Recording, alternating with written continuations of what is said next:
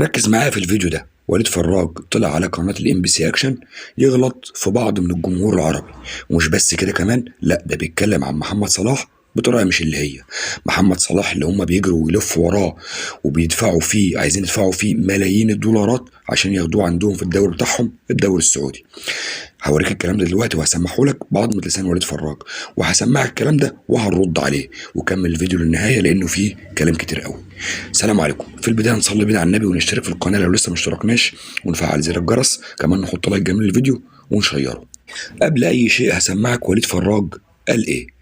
وليد فراج على ام بي سي اكشن جايب معاه ضيف وبيتكلموا على موضوع انتقال محمد صلاح من الدوري الانجليزي للدوري السعودي، وبيتكلموا كمان على راي الجمهور العربي، سواء اللي موافق يتنقل للدوري السعودي واللي مش موافق ان هو يروح الدوري السعودي ويفضل في الدوري الانجليزي. هتسمع دلوقتي الصدمه، هنسمع اللي هو بيقول ايه وهنرجع نرد عليه. يلا بينا.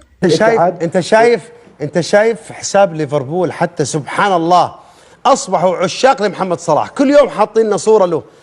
اعتقد هذا جزء من الضغط اللي او جزء من المفاوضات اللي تتم بين نادي الاتحاد ومالك نادي ليفربول. هو طبعا اللاعب موافق الان، انتهى موضوع اللاعب على انتقاله، اللاعب موافق، بس باقي قرار ليفربول. مالك نادي ليفربول انا اعتقد انه هو قاعد يحاول يرفع السعر رغم ان السعر فلكي. نعم صحيح. الآن معهم حق بصراحة كإدارة ليفربول، خلينا نحكي مش رفع سقف الصفقة، ولكن نتكلم عن اللي هو اللعب على الجانب العاطفي بالنسبة لليفربول. أنت النجم الأول لدينا، أنت النجم الأول تقريبا في الدوري الإنجليزي، حل البضاعة نعم. يعني نعم حل البضاعة والارتباط هذا الوثيق. جماهير ليفربول بكل صراحة، حتى الجماهير العربية ردة فعلها عنيفة جدا ومستاءة جدا من مجرد الأخبار اللي بتربط محمد صلاح من الخروج من ليفربول.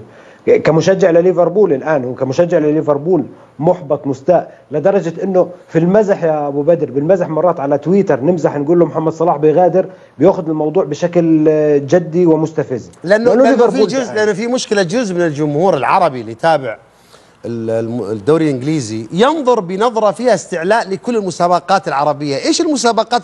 انا ما اشجع الدوريات العربيه، انا اشجع الدوري الانجليزي. ففوجئ الان في نسخه عربيه من يعني كانه دوري اوروبي في دوله عربيه. فهنا التعامل اصبح بامرين: جزء غيره انه يعني كيف دوله عربيه تسوي دوري بهذا الشكل، يعني ليه؟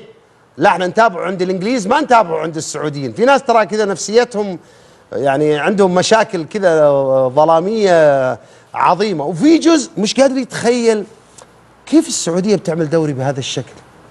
حتى بعضهم يعني بعضهم بيتكلم يعني كأن احنا قاعدين نصرف من ورث أبوه. يعني في واحد يقول لك حرام الفلوس اللي بتصرفوها، هو من ورث الوالد، يعني أخذناها من جيبك. طيب احنا هنرد، والاخوه في السعوديه ما يزعلوش من كلامنا، لان احنا بنرد على الراجل ده وليد فراج، مش بنرد على اهلنا في السعوديه. هو بيقول الرقم فلكي.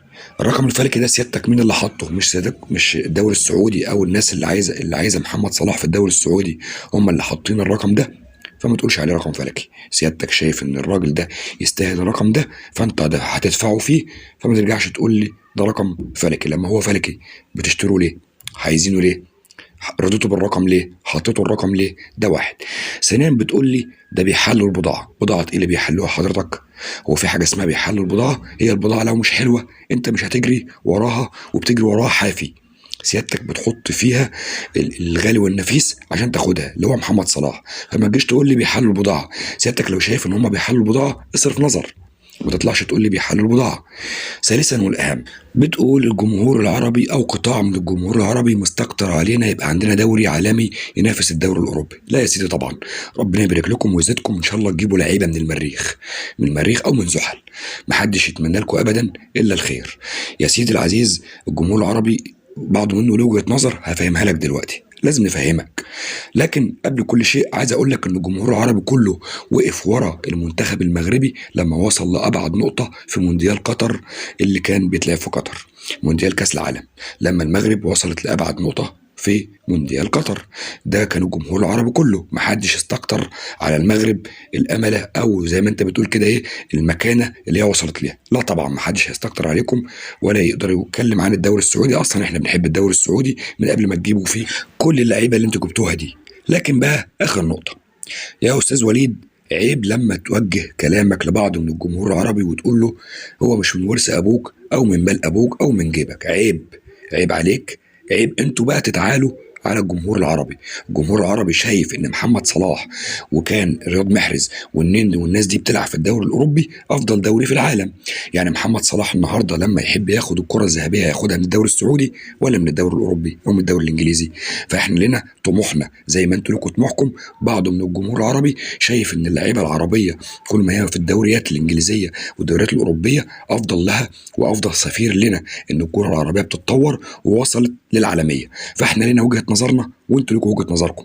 فزي ما تحجرش علينا على وجهه نظرنا زي ما انت مش عايزنا نحجر على وجهه نظرك. فعيب لما تطلع تكلم بعض من الجمهور العربي وتقول له بنصرف من جيبك. لا، انت بتصرفش من جيبنا، انت بتصرف من جيب سيادتك. فعيب من سيادتك لما تطلع تقول الكلام ده على الفضائيات وعلى الهوا. عيب عليك، ولابد ان انت تطلع وتعتذر لبعض من الجمهور العربي اللي انت تقصده او من الجمهور العربي كلته. بس كده، يا رب تكون الرسالة وصلت. واخواتنا في السعودية اكيد مش هيعجبهم الكلام ده واكيد هيفهموا وجهة نظرنا. احنا طالعين نرد، ما احناش طالعين نسيء لحد. بس كده، سلام.